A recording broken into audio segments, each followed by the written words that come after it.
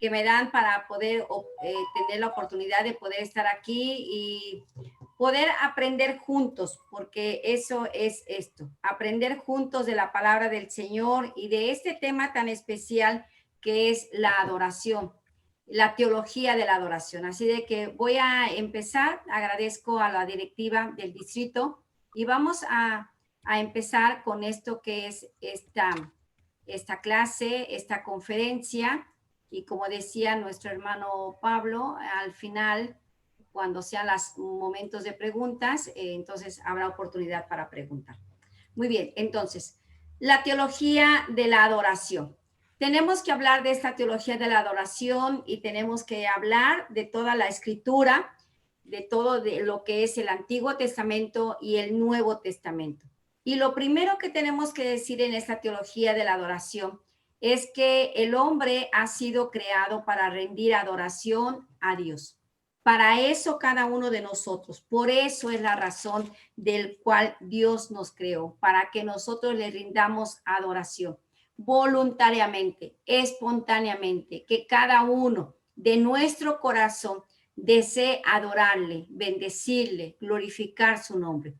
Pero la adoración es tanto alabanza, es individual o puede ser comunitaria. La adoración es en el Espíritu de Dios y también implica participación. Nadie puede adorar a Dios siendo solamente un espectador. Nadie. Necesitamos participar. Necesitamos hacerlo solamente a través del Espíritu Santo. Él es el que nos puede guiar en esta adoración. Y también necesitamos hacerlo ya sea individual o en la comunidad congregacional e incluye también alabanza. Esto es la adoración, entonces proviene de una palabra griega que está aquí, proskuneo, que significa hacer reverencia o dar obediencia. Es un acto u homenaje o reverencia a Dios. Eso es la adoración. Es cuando usted y yo vamos a las plantas del Señor y le rendimos toda nuestra adoración, toda nuestra reverencia, toda nuestra obediencia. Eso es la adoración. Incluye obediencia, incluye reverencia, incluye homenaje a Él. Todo esto es la adoración. Ahora, en esta adoración, en el Antiguo Testamento, vamos a ir viendo cómo fue la adoración desde el Antiguo Testamento. Y tendríamos que hablar entonces desde Adán hasta Jacob. ¿Cómo fue la adoración en este tiempo, desde Adán hasta Jacob? Pues solamente a través de altares. Dios les enseñó a los hombres desde Adán, en este caso Caín y Abel, fueron los primeros que levantaron un altar para adorar a Dios. Y estos altares llevaban también arrepentimiento, porque era derramada la sangre para perdón de los pecados. Los sacrificios que en el Antiguo Testamento se hacían antes de todo lo que era el templo, se hacían precisamente para el perdón de los pecados. Noé, cuando baja del arca, él levanta un altar y no solamente la levanta para perdón de pecados, sino también como un agradecimiento a Dios por lo que Él ha hecho con ellos, el guardarles durante todo el tiempo del diluvio y haberles dado esa bendición de poder ser salvos. Entonces, en esta adoración, cuando Abraham va y también él levanta altar, en la adoración de Abraham incluye también el respeto hacia Dios, esa obediencia. Él va con su hijo y lleva obedientemente a su hijo para ser sacrificado. Es interesante ver cómo desde el Antiguo Testamento está este sacrificio, este altar, y que también tiene formas de expresarse externamente. No solo es interno, es externo. Ellos levantaron un altar, se postraban ante Dios, se doblaban sus rodillas, levantaban sus manos. Algo que es interno tiene que verse. No solamente puede ser algo abstracto. Yo amo mucho a Dios, pero no demuestro ese amor. Yo adoro a Dios, pero estoy de brazos cruzados, y no hago nada. Eso no se puede hacer. Cuando nosotros realmente adoramos a Dios, esa adoración que está en nosotros, que le estamos dando toda la reverencia, le estamos dando toda nuestra obediencia, va a salir, va a fluir, se nota, ¿ok? Tiene actos externos esta adoración. Y Abraham lo hizo. Abraham también levantó altares. Ellos eran muy costumbre de ellos levantar altares cada vez que Dios se revelaba a ellos. Pero en el caso, por ejemplo, no solamente desde Adán hasta Jacob, sino en el caso de Jacob específicamente, cuando Dios se le reveló a Jacob, en ese momento, a través de la escalera, después de eso, Jacob levanta un altar y dice, porque aquí, en este lugar, se me apareció Dios, se me reveló Dios. Eso es otro elemento que aparece nuevo en la adoración.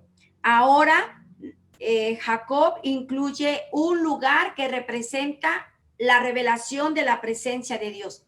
Pero no solo eso, Jacob hizo un voto a Dios y dijo, si Dios me permite ir, ser prosperado, yo regresaré a este lugar y adoraré su nombre. ¿Se fija?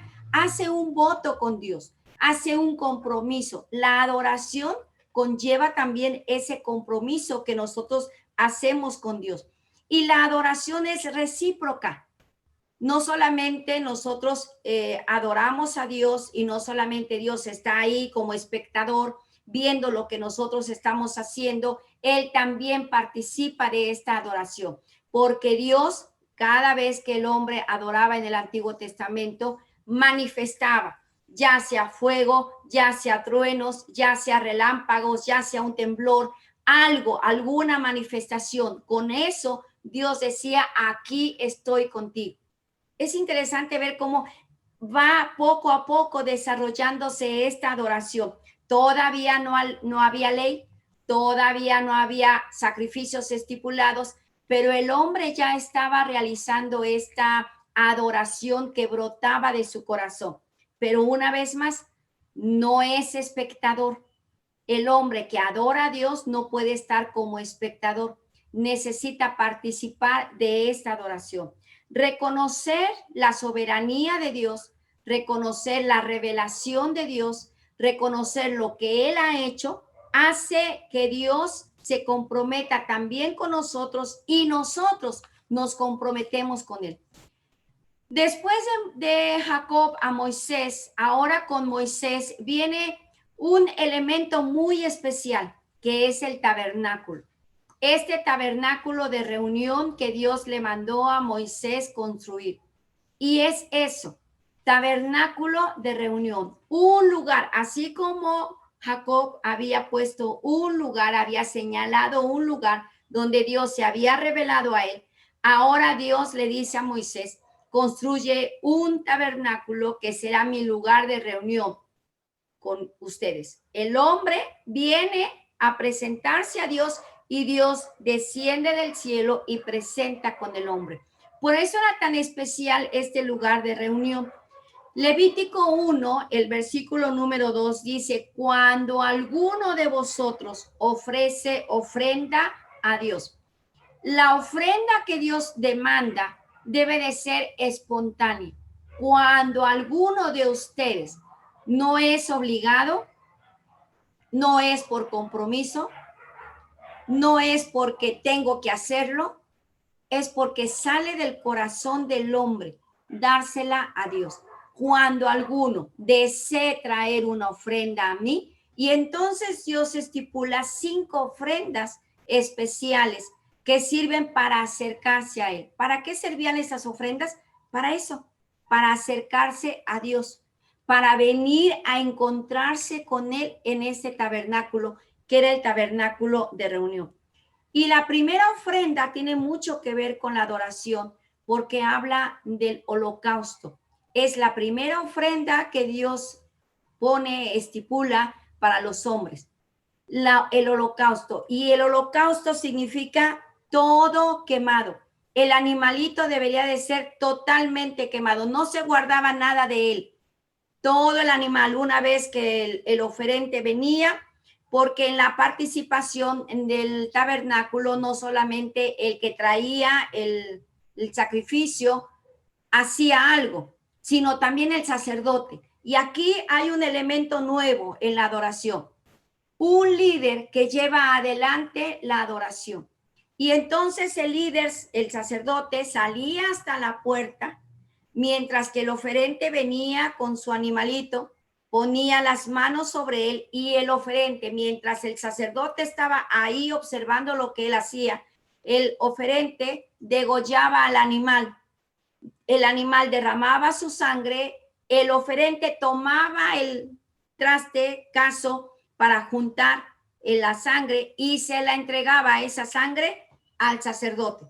Mientras el sacerdote entraba al patio del tabernáculo, llevaba la sangre a esparcirla en el altar, ponía la leña, empezaban a encender el fuego. Eso era lo que estaba haciendo el sacerdote, mientras el oferente afuera estaba partiendo el animal en las piezas, le quitaba toda la piel, lo desollaba, le quitaba toda la piel, lo partía en las piezas correspondientes, le limpiaba todo, lo sacaba todos los intestinos y demás, lo preparaba. Fíjese cómo la adoración se llevaba desde dos puntos: el sacerdote haciendo lo suyo y el oferente haciendo también lo suyo.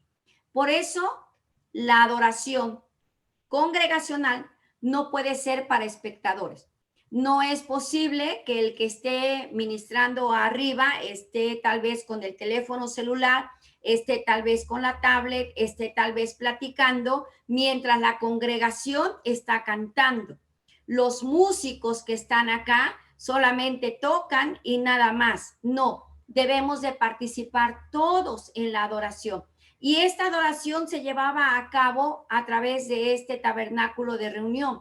El hombre venía, se presentaba a Dios, y Dios venía y se derramaba también su presencia y descendía fuego, y había esa manifestación maravillosa de Dios en este tabernáculo.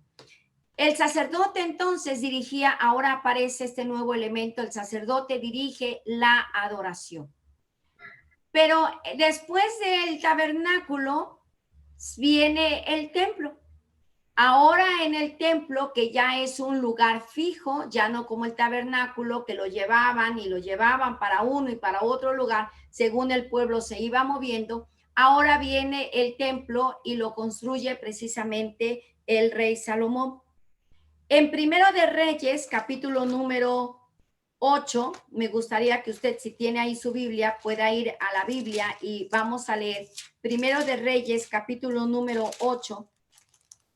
En el versículo número 14, dice así, Primero de Reyes 8:14.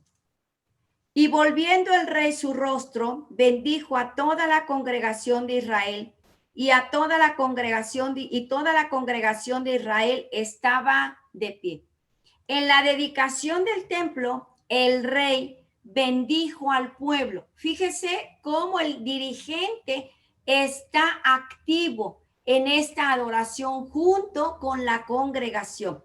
La congregación no está sentada, la congregación no está de brazos cruzados, la congregación no anda buscando a ver en qué entretenerse. La congregación está atenta a lo que está haciendo el rey, y el rey está también sus ojos puestos en la congregación.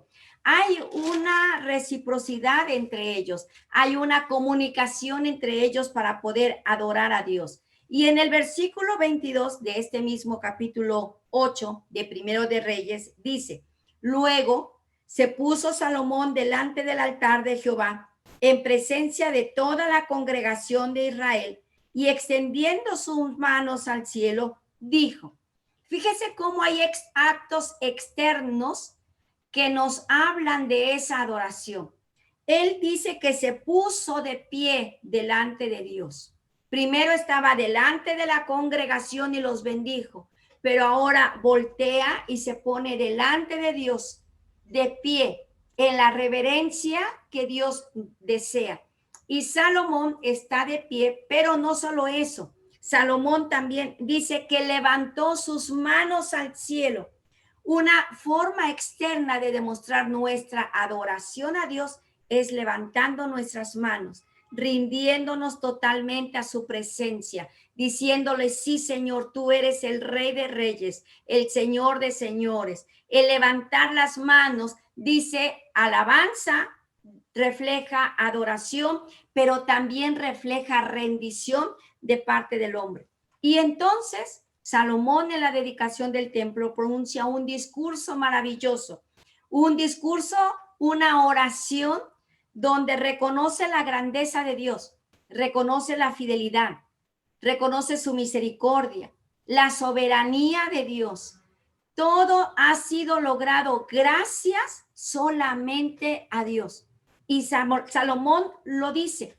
En el versículo 22 del mismo capítulo 8 se presentan sacrificios, sacrificios que vuelven a dar esa connotación de agradecimiento, de rendición, de perdón de pecados, de reconocer lo que el hombre es y lo que Dios es, que hay una abismal diferencia entre Dios y nosotros, pero a Dios le ha placido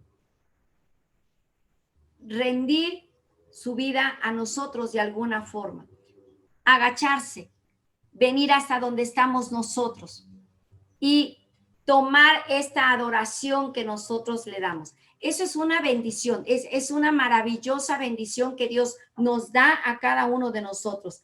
Y el pueblo regresa a su casa. Quiero que lea el versículo 66, porque esta dedicación del templo, cuando se llevó a cabo, en el versículo 66 de ahí mismo de Primero de Reyes, capítulo 8, el 66 dice, y al octavo día despidió al pueblo y ellos, bendiciendo al rey, se fueron a sus moradas, oiga, alegres y gozosos de corazón por todos los beneficios que Jehová había hecho a David, su siervo, y a su pueblo Israel.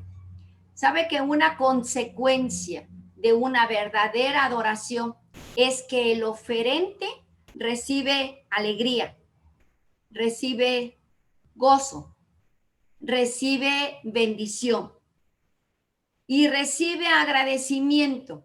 Su corazón se le hace chiquito al saber cuán grande es Dios y al reconocer la grandeza de Él y las obras majestuosas que este Dios tan grande hace a este hombre tan pequeño que no es nada.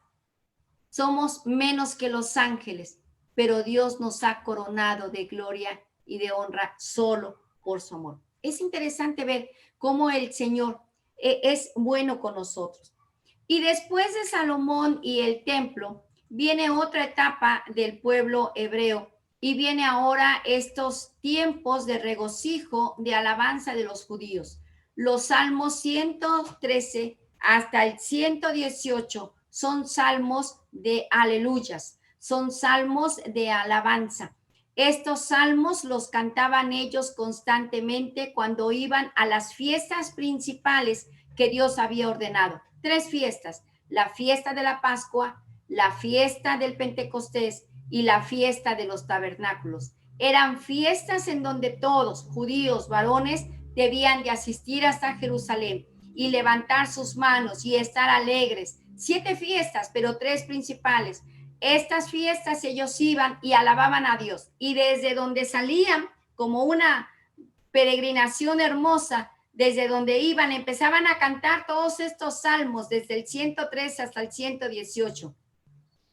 Era, yo diría, el himnario de gloria y triunfo de los hebreos. Estos salmos, desde el 118, desde el 103 hasta el 118, lo cantaban, iban cantando. Imagínense el ambiente espiritual que se formaba cuando todos ellos iban cantando rumbo a Jerusalén. Y en cada pueblo, en cada lugar donde ellos pasaban, se unían otros más. Y poco a poco se iba haciendo la congregación cada vez más grande hasta llegar a Jerusalén. Y en Jerusalén llegar al templo y alabar y bendecir el nombre del Señor.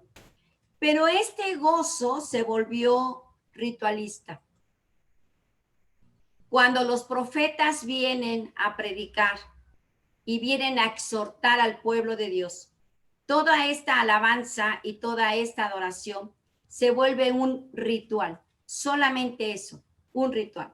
Durante los profetas, la gente iba, adoraba a Dios, presentaba sus sacrificios, hacía las ordenanzas que Dios había dado, pero a la misma vez, terminando de ahí, se iban inmediatamente a presentarle a Baal, a Moloch, también sus ofrendas.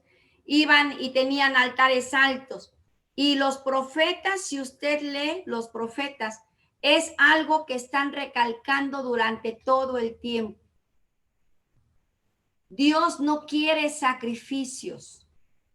Dios no quiere el ritual. Dios no quiere que lo hagamos solo porque tenemos que hacerlo.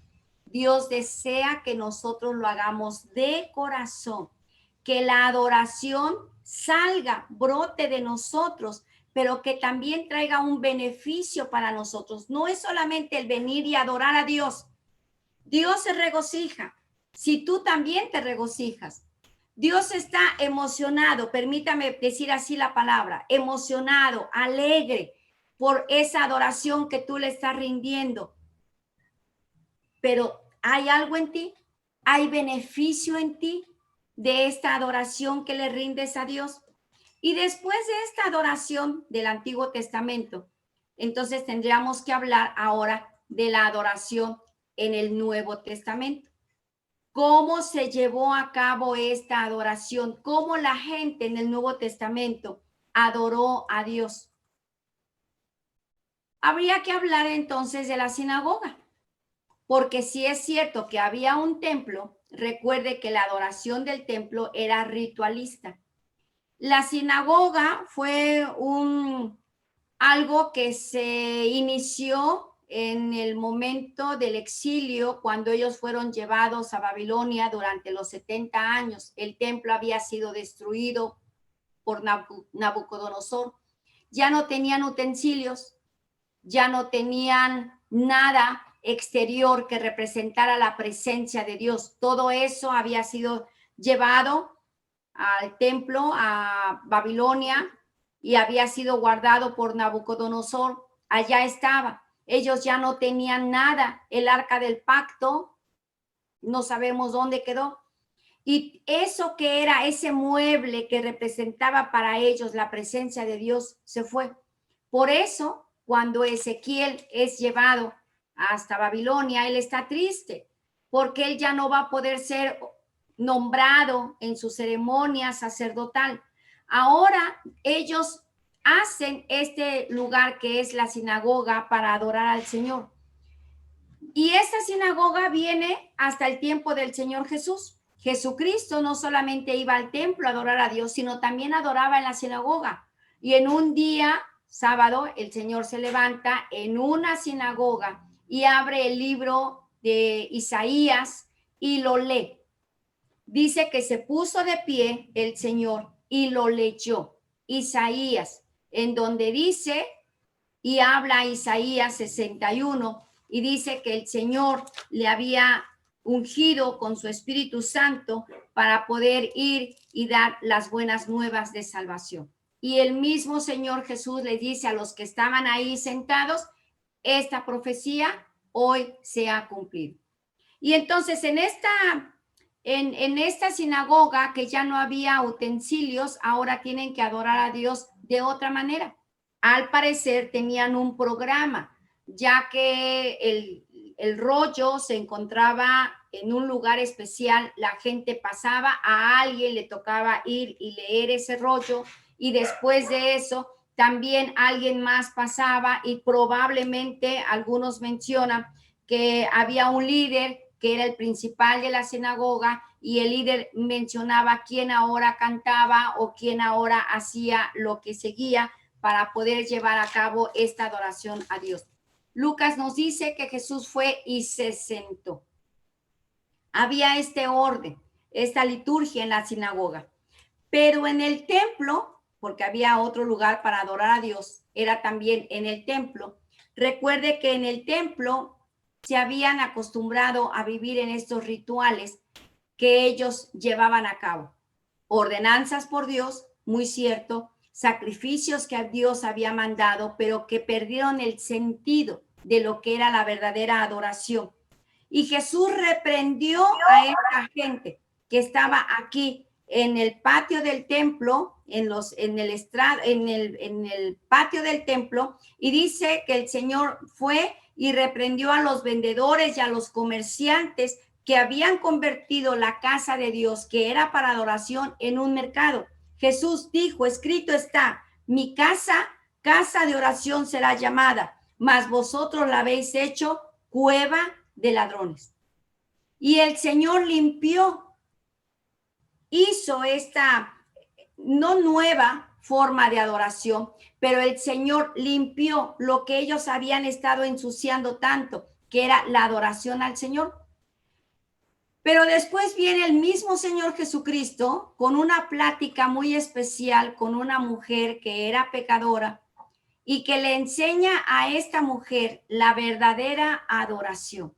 Y hablamos precisamente de la mujer samaritana cuando Jesucristo le da la palabra a ella y le dice que es la hora en que los verdaderos adoradores adorarán al Padre en espíritu y en verdad. Hay una confrontación teológica entre ellos de alguna forma. La mujer hablaba de lo que no sabía, aunque lo había escuchado, ella había sido enseñada por eso, pero no lo conocía realmente. Y Jesús le dice, nosotros hablamos de lo que sí conocemos, pero ya no hay un lugar especial. Ahora ya no hay un lugar para poder adorar a Dios, ni en el monte allá donde ustedes los samaritanos dicen, ni acá en Jerusalén. Ahora en todas partes, porque Dios es un Dios omnipresente y Dios está en todas partes. Y ahora tú le puedes adorar en donde quiera. No hay un lugar específico, pero Dios demanda que se le adore en espíritu y en verdad. Y esta parte que Jesús mencionó de espíritu y de verdad, está hablando con la actitud. En espíritu, con toda tu alma, tu mente, tu corazón, tu fuerza, de una forma integral. Así como dijo Jesús que hay que amar a Dios. Cuando mencionó en Mateo 22:37, amarás al Señor tu Dios con todo tu corazón, con toda tu alma, con todas tus fuerzas, porque el amor y la adoración van unidas. Cuando tú amas a Dios, le adoras, pero cuando tú le adoras a Dios, le estás amando también. Y debe de ser una forma integral, en espíritu, pero también debe de ser una forma verdad. En verdad, dijo Jesús, en espíritu y en verdad. Regida por la palabra de Dios, regida por el Espíritu Santo, sabiendo y conociendo el temor de Dios, lo que Dios es y lo que Dios hace. Una adoración sincera, verdadera de tu corazón, que va a incluir todo lo que tú eres, toda la entrega, así como ese holocausto del Antiguo Testamento, que el animalito se entregaba todo, tú también te tienes que entregar totalmente a Dios en todo tu ser, ¿ok?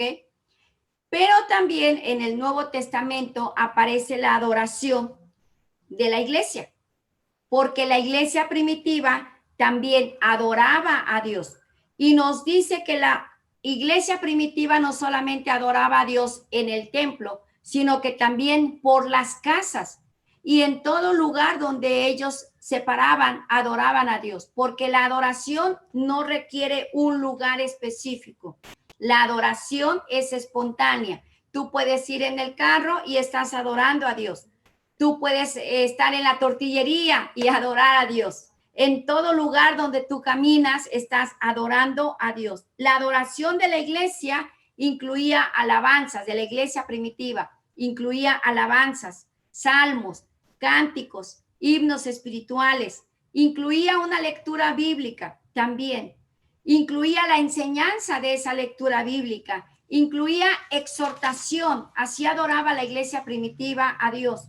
Incluía la oración por otras personas, el ayuno, la Santa Cena, la predicación que se daba doctrina y también incluía ayuda a los necesitados.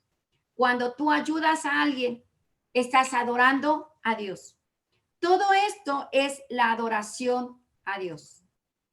¿Qué podemos decir entonces de esta adoración en toda la Biblia y la teología de la adoración? Verdades que tenemos que aprender de esta adoración bíblica, verdadera. Primero, la adoración a Dios incluye vidas santas. Tú no puedes venir y presentarte a Dios manchado. Primero tienes que pedir perdón por tus pecados. Si confesamos nuestros pecados, Él es fiel y justo para perdonar nuestros pecados y limpiarnos de toda maldad. Debemos de venir y pedir perdón a Dios por lo que hayamos hecho, por lo que no hayamos hecho o por lo que hayamos hecho incluso inconscientemente. Ninguno de nosotros podemos decir yo soy tan justo y tan santo. Ninguno. Dice la Escritura que el que diga que no ha pecado, le hace a Dios mentiroso. Tú y yo pecamos con nuestros ojos, con nuestros oídos, con nuestra mente, pecamos. Y antes de poder expresar una verdadera adoración a Dios, tenemos que venir y rendirnos a Él y pedir perdón por nuestros pecados, vidas santas. Segundo, la adoración incluye agradecimiento por las obras que Dios ha hecho en nosotros. El salmista David decía que no debemos de olvidar ninguno de los beneficios de Dios. Cada vez que te presentes a Dios necesitas recordar todas las bendiciones que Dios te ha dado. Esas bendiciones que tú jamás pensaste, que no nos merecemos, que no somos merecedores de nada de lo que Dios nos ha dado. Sin embargo, Dios, en su misericordia y en su amor, derrama bendición sobre nosotros. Y hay que estar agradecidos, por eso le adoramos. Tercero, debemos de reconocer los atributos de Dios. Dios es santo, Dios es justo, Dios es bondadoso, Dios es misericordioso, Dios es amor, pero también Dios paga a cada uno conforme a nuestras obras. Dios es juez y se sentará un día para juzgar. Todos estos atributos de Dios debemos de reconocerlo en la adoración que nosotros le rendimos a Él. También la adoración debe de llevar un compromiso con Él. No es solamente venir, levantar las manos y ya, he adorado y se acabó. Gracias. Sentí muy bonito este día. Me regocijé mucho en tu presencia, pero hasta ahí terminamos. No, debes de hacer un compromiso fiel, un compromiso de seguirle, un compromiso de estar con Él de aquí en adelante, de no fallarle, de vivir en su presencia, de ser ese adorador que Dios está buscando para adorarle en espíritu y en verdad. La adoración congregacional debe de incluir al líder y al pueblo unidos, juntos adorando a Dios. Es bello ver cómo la congregación adora a Dios, pero es muy feo ver cuando la congregación está adorando a Dios mientras los músicos se están riendo entre ellos, mientras están mandando mensajes, mientras que el pastor está ocupado con su celular ahí al frente, mientras que el que está al frente está sentado, cruzado de brazos, cruzado de pierna, sin participar de esa adoración.